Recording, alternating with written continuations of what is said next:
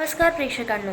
जुळली गाडग्या मालिकेच्या आजच्या भागात आपल्याला असं पाहायला मिळते की धैर्य दामिनी विरुद्धचे सगळे पुरावे घेऊन आता इन्स्पेक्टरकडे निघालेला असतो. कारण त्याला असं वाटतं की काहीही झालं ना तरी दामिनीचा जो काही अन्याय आहे तो आजपर्यंत सावीने सहन केला आहे, पण आता सावीच्या वडिलांना न्याय मात्र मिळाला पाहिजे आणि तो याच विचाराने असतो. तर इकडे झालं काय तुम्ही पूर्ण भागात बघा, तुम्हाला कळेलच. तर आता सावी जी असते ना ती आणि धैर्य या सगळ्यामध्ये लगेच बोलत असतात. खरंच आई तू खूप मोठं पाप केलं आहे आणि तुला याची काही एक जाणीव नाही आहे. त्यावरती बोलते, हे बघ धैर्य, माझ्यावर विश्वास ठेव. मी जे सांगते ते अगदीच खरं आहे. तुला वाटतंय ना मी काही पाप केलं आहे, तर असं अजिबातच नाही आहे. आणि मी का मारू मधुसूदनला? मला तर वाटतंय ना या सावीने आणि त्या नानाने मिळून काहीतरी कट रचला असेल. आता असं म्हटल्यानंतर या सगळ्यात धैर्य बोलतो, बस कराई, किती खोटं बोलणार आहेस अजून? अगं तुझे पुरावे सगळे समोर आले आणि तू इतकी घाबरत का आहेस? जर तू या सगळ्यामध्ये घाबरत असेल तर या पुराव्यामध्ये किंवा या फोनमध्ये काहीतरी तुझ्या विरुद्ध पुरावा असेलच. पण आता मला तो बघू तरी दे. तुला वाटतंय ना की तू निर्दोष आहे, मग ते जर तू निर्दोष असेल तर त्याचा पुरावा सापडणारच नाही मला. आणि तू कशाला एवढं टेन्शन घेते? आणि असं म्हणून तो आता फोन बघतो. फोन बघितल्या त्याच्या पायाखालची जमीनच सरकते. ते पाहून लगेच तिथे दामिनी बोलते, काही नाही, तुला सांगितलं ना, तू माझ्यावर विश्वास का ठेवत नाही आहेस आणि या पोरीवर, कालच्या आलेल्या पोरीवर विश्वास ठेवतोय. आता असं म्हटल्यानंतर लगेच तिथे भास्कर समोर येतो आणि बोलतो, काय चाललंय हे सगळं बंद कर. तू आपल्या आईवर विश्वास ठेवत नाही आहे, ती कालची बाहेरची आलेली पोरगी तिच्यावर एवढा विश्वास ठेवतोय, मला काहीच कळत नाही आहे. त्यावर लगेच तिथे आता धैर्य बोलतो, आई आता निर्णय होणार तो फक्त हा व्हिडिओ बघून किंवा यामधले पुरावे बघून. आणि जर तू शांत बस, जर निर्दोष असेल तर काहीच सापडणारच नाही ना. तितक्यात तो या सगळ्यामध्ये आता तो पुरावा म्हणजेच तो व्हिडिओ आता सगळ्यांना दाखवतो. त्यामध्ये दामिनी साफ बोलते, मधुसूदनला 2 वेळ मारण्याचा प्रयत्न केला मी, 2 खून पचवलेत, पण तरी तो जिवंत राहिला आणि म्हणून मला हे सगळं करावं लागलं. तसंही खूप तुम्हाला शौक होता ना मधामधात यायचा आणि म्हणून तुमचा जीव घेण्याचा प्रयत्न करत होते. नशीब तुम्ही वाचले, नाहीतर सुधाकरचा सुद्धा खून झालेला असता. त्यावर आता सुधाकरच्या विचारते ती दामिनी बोलते, हे बघ ते सुधाकर सुद्धा नाटक करतोय, मला तर वाटतं कुणी काही डामून बिमून ठेवलेलं नाही आहे. आता असं म्हणत असताना लगेच ती दामिनी बोलते, हे बघ माझ्यावर विश्वास ठेव. त्यावर तिथे लगेच तो बोलतो, तुला काय वाटलं आई, मी पुऱ्यावर विश्वास नाही ठेवणार? अगं सुधाकर काका खरं बोलत होते. खरंच बोलत होते, मलाच त्यांच्यावर विश्वास ठेवायला वेळ झाला. त्यावर लगेच ते दामिनी बोलते, हे बघ तुला कळत नाही आहे का, ते काय ते AI म्हणतात ना, त्याच्यामुळे हा व्हिडिओ तयार झालेला असेल. त्यावर लगेच आता सावी बोलते, धैर्य या खोट्या बोलतायत, तुम्हाला माझ्यावर विश्वास नाही आहे का? अहो ज्या दिवशी तुमचा अपघात झाला होता ना जंगलामध्ये, त्याच दिवशी माझी मेमरी परत आली होती, पण माझ्याकडे यांच्याविरुद्ध एकही पुरावा नव्हता आणि मला माहिती होतं की तुमचा त्यांच्यावर किती विश्वास आहे, म्हणून मी पुरावे शोधण्यासाठी असं नाटक करत होते, बाकी काहीच नाही.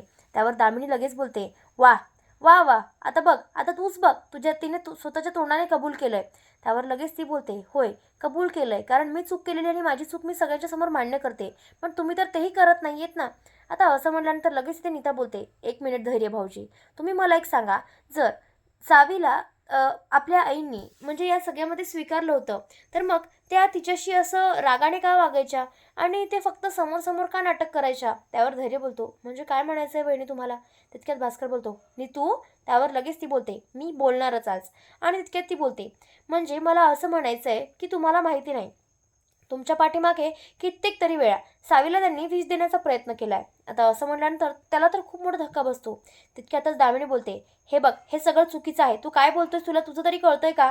त्यावर लगेचच या वागण्यामध्ये नीता बोलते, तेच तर मी म्हणते ना, अहो आमच्यासमोर तुम्ही 2 ते 3 वेळ कमीत कमी विष दिलं होतं. त्यावर सावी बोलते, होय धैर्य, एकदा तरी मी बचावलेच, पण आता मला तेव्हा भीती लागायला लागली होती. त्यावर लगेच ते नीता बोलते, आणि हीच ती बाटली, ओळखलं काय बाटलीला? त्यावर दामिनी बोलते, काही काय बोलते, मी नाही ओळखलं. तितक्या धैर्य बोलतो, पण मी मात्र ओळखलंय. आई तू एवढ्या खालच्या पातळीला तशी, मला असं अजिबातच वाटलं नाही. त्यावर लगेच ती बोलते, हे बघ हे सगळं खोटं आहे आणि तसंही त्यामध्ये माझं औषध आहे. त्यावर लगेच धैर्य बॉटल हातात घेतो आणि बोलतो, ठीक आहे मी बघतो मग त्याच्यात काय आणि काय नाही. आणि असं म्हणून तो या सगळ्यामध्ये ते हातात घेतो. आता तितक्यात तो तोंडात घालतो, म्हणजे पूर्ण पिण्याचा प्रयत्न करतो. त्यावर दामिनी बोलते, काय करतोस धैर्य, तू हे सगळं फेक बंद कर. त्यावर या सगळ्यामध्ये लगेच इथे सावी सुद्धा हेच वागत असते. तितक्यातच इथे आता सावीला दामिनी ढकलते आणि बोलते, तुझ्याचमुळे हे सगळं होतंय आणि तुझ्यामुळे माझा लेक आता संकटात अडकलाय. त्यावर लगेच धैर्य बोलतो, आई आता तरी सांग याच्यामध्ये काय आहे? त्यावर लगेचच दामिनी बोलते, विष आहे विष याच्यामध्ये. आता मात्र सगळ्यांच्या समोर दामिनीचं सत्य समोरच आलेलं असतं. ते पाहून ती बोलते, चल ना आता तरी दवाखान्यात. त्यावर लगेच तिथे सावी बोलते, आम्हाला माहिती होतं की तुम्ही काही कबूल करणार नाही, पण मात्र हे कबूल कराल. आणि त्याच्यामधलं विष आम्ही कधीच गायब केलेलं होतं, कारण आम्हाला माहिती होतं तुम्ही काही झालं ना तरी या सगळ्यामध्ये प्रयत्न कराल आणि तोही मला मारण्याचा. आणि म्हणून मग आम्ही ते विष काढून टाकलं आणि त्याच्यामध्ये दुसरं लिक्विड भरलं. आता असं म्हटल्यानंतर लगेच दामिनी बोलते, वा, म्हणजे तुम्हाला हे सुद्धा कळतंय. तितक्या धैर्य बोलतो, आई, ते काही का असेना, पण आता तू तुझं चूक कबूल केली आहे. म्हणजे तुला असं म्हणायचं की याच्यामध्ये विष होतं आणि ते तू तिला पाजण्याचा प्रयत्न करायचीस. आता याला काय म्हणायचं आम्ही? तूच सांग. तू एवढा मोठा प्रयत्न केलायस. अगं, तू स्वार्थासाठी ना कोणाचा जीवही घेशील हे मला अजिबात वाटलं नव्हतं. पण आता कळतंय. तू ना, म्हणजे मी तुला देव समजत होतो, सर्वस्व समजत होतो. पण तू देव तर सोड, तू राक्षस निघालीस राक्षस. स्वतःच्या स्वार्थासाठी ना जीव घेण्यासाठी कुणाचाच विचारही करत नाही आणि मागे पुढे सुद्धा बघत नाही. त्यावर ती लगेच बोलते, हे बघ धैर्य, हे असा विचार नको करूस रे. आता हे सगळं वागणं चालू असताना लगेच तिथे सावी बोलते, पण मॅडम तुम्ही तर खोटं वागलातच ना. त्यावर आता या सगळ्यामध्ये लगेच तिथे ती बोलते की हे बघ, तू तर चुपच बस, तुझं तर मला काही ऐकायचंच नाही आहे. पण धैर्य, तू माझं तरी ऐक ना. अरे, तू कालच्या या पोरीला आणण्यासाठी किंवा ती आली पोरगी म्हणून तू मला इतकं वाईट वागवतोयस. तुला कळतंय का? तू माझ्यावर विश्वास ठेवत नाही आहेस. त्यावर लगेच तिथे ती बोलते, आई मॅडम प्लीज तुम्ही थांबा. त्यावर धैर्य बोलतो, होय आई, खूप झालं तुझं आता. मी काहीच एक ऐकून घेणार नाही. आता मी तुझं सगळं सत्य पोलिसांसमोर जाऊन सगळं सुपूर्त करणार आणि माझ्याकडे सगळेच पुरावे आहेत. तुला काय वाटलं होतं गं? तू असं काही वागशील आणि आम्ही तुला काहीच म्हणणार नाही? तर असं अजिबातच होणार नाही आहे. आता तुझं सगळं सत्य सगळ्यांच्या समोर आलं आहे आणि म्हणून आता मी हे सगळं काही पोलीस स्टेशनमध्ये जाऊन सांगणार आणि तुझा काळा चिठ्ठा, तुझा सगळा खरा चेहरा ना सगळ्यांच्या समोर आलाच पाहिजे. तू किती नालायक नीच बाई आहेस ना, हे सगळं सगळ्यांना कळू देत. तुला सगळे देव मानतात ना, या देवरूपी बाईच्या मागे किती नालायक चेहरा आहे, किती नीच चेहरा आहे, किती राक्षसी आहेत ना, हे सगळ्यांना कळलंच पाहिजे. त्यावरती बोलते, हे बघ धैर्य, असं वागू नकोस रे, आणि माझं ऐक तरी. त्यावर धैर्य बोलतो, आता मी काही तुझं ऐकून घेणार नाही आहे. आणि असं म्हणून तिथे तो बोलत असतो. तितक्यात ती बोलते, जर माझ्या मुलाचा माझ्यावर विश्वासच नाही राहिला तर मी काय करू जगून. आणि असं म्हणते आता तिचा चाकू घेते आणि हात कापण्याचा प्रयत्न करते. त्यावर सगळे तिच्याजवळ जातात, पण मात्र सावी, नीता, अवंती आणि धैर्य यांना माहिती असतं की नाटक करते. त्यावर धैर्य जातो आणि चाकू हातात फेकून देतो आणि बाहेर बोलतो, काय करतेस आई, तुला कळतंय का? तू अजूनही तुझी नाटकं बंद करणार नाही आहेस का?